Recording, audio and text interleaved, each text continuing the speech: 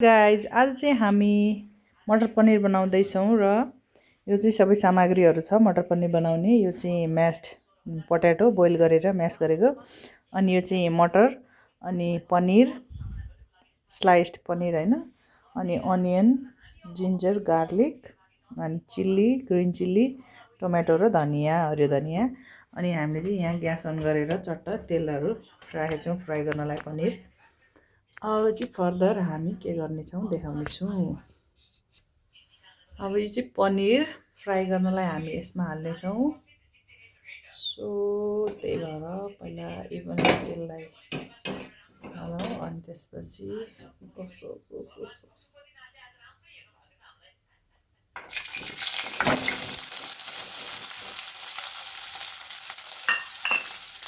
मजाले फ्राई हुन दिउँ।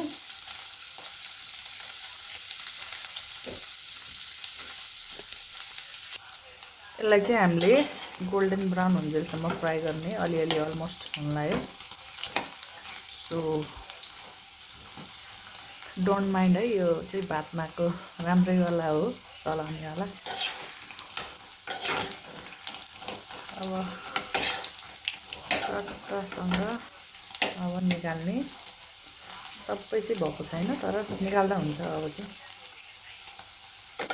यो चाहिँ रेडी भयो। अब यो चाहिँ हामी भाँडामा निकाल्छौँ, त्यसपछि हामी फर्दर रेसिपी हेर्नेछौँ। ओके, अब चाहिँ हामी जिरा फ्राई गर्छौँ अलिकति, अनि एउटा चाहिँ रातो खुर्सानी, अनि लसुन, त्यसपछि जिन्जर। यो एउटा पनिर चाहिँ छुटेछ, यसमै हालिदिन्छु म चाहिँ। अब त्यसपछि अब हालिदिँदा हुन्छ प्याज पनि, प्याज पनि हाल्ने,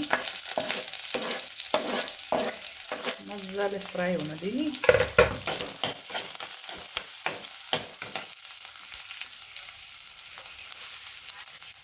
अलिकति टिम्बुर हाल्छौँ हामी चाहिँ,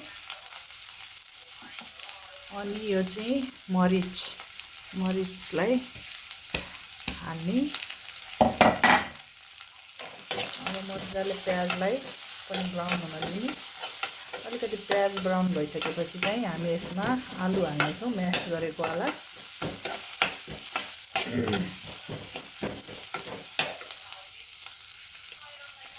अनि अब अहिले मटर हालौँ पहिला यसमा, किनकि यो अलिकति पाक्न फ्राई हुन्छ नि त तेलमा, त्यही भएर द्याट इज वाइ मटर मजाको क्वान्टिटीमा छ। मटर पनि एकदम मिठो हुन्छ आज पनिर, मटर पनिर चाहिँ तेलमा फ्राई भएपछि चाहिँ छिटो पाक्ने हुन्छ यो, त्यस कारणले सुरुमा मटर हाल्यो। ओके, अलिकति यसमा नुन हाल्नुपर्छ, पाक्छ त्यही भएर। अहिले यति हाले पुग्छ, पाक्नमा अलिक छिटो हेल्प हुन्छ यसबाट चाहिँ। यो चाहिँ मेरो आफ्नै स्टाइलको कुकिङ हो, सबैको डिफ्रेन्ट तरिका हुनसक्छ, अनि त्यही अनुसारको टेस्ट पनि हुन्छ। This is my style of cooking. अब चाहिँ ग्रिन चिल्ली हाले यसमा, यसको टेस्ट आउँछ। अलि अगाडि हाल्यो भने चाहिँ, अलिक पछि हाल्यो भने चाहिँ अलिक कम टेस्ट आउँछ।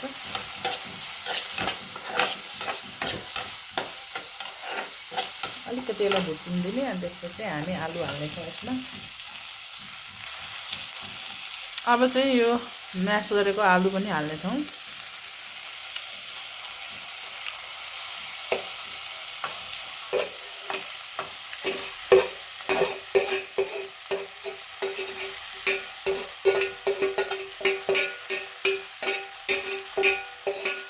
ओके, मजाले यसलाई मिक्स गर्नु। हामी देखिरहेको त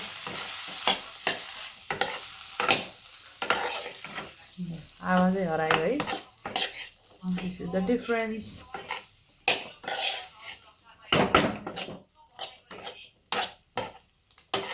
अब चाहिँ हामी यसमा हाल्नेछौँ मसलाहरू के छ त्यो सबै एड गर्नेछौँ।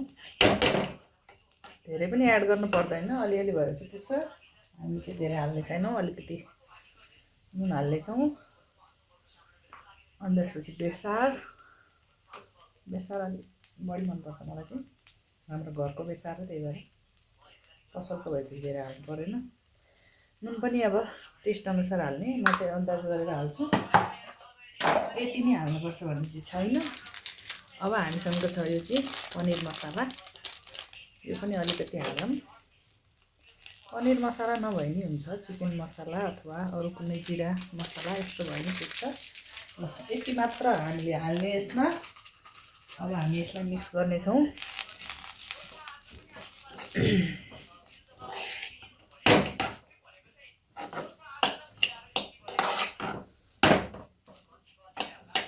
अब धेरै केही गर्नै पर्दैन। अब हामी टमेटो पनि हालिदिन्छौँ यसमा, पछि हाल्दा नि हुन्छ, तर अब मलाई अहिले नै हाल्छु, किनकि अब पानी हाल्ने हो नि त, त्यही भएर। एउटा टमाटर मात्र काटेको छु मैले चाहिँ, इनफ हुन्छ हाम्रो लागि चाहिँ। ओके, वाउ, अहिलेदेखि राम्रो देखिरहेको छ त। अब यसमा चाहिँ पानी हाल्ने।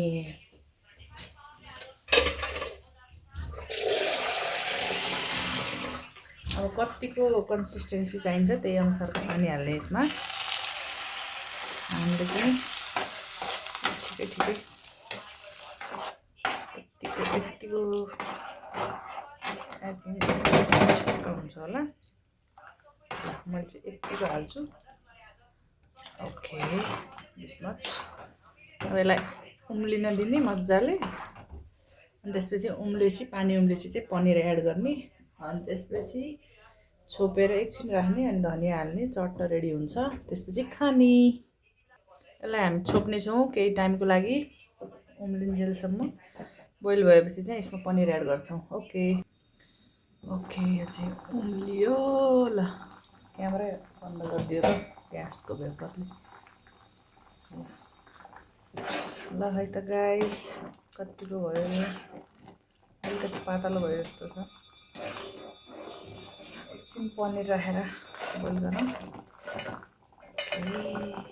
त्यति खानु पऱ्यो क्या।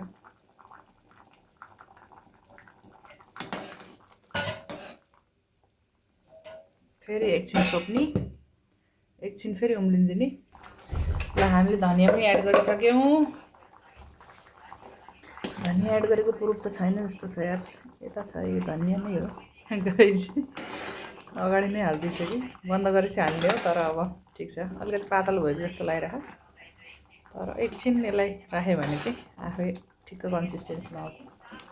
Okay guys, this is our paneer.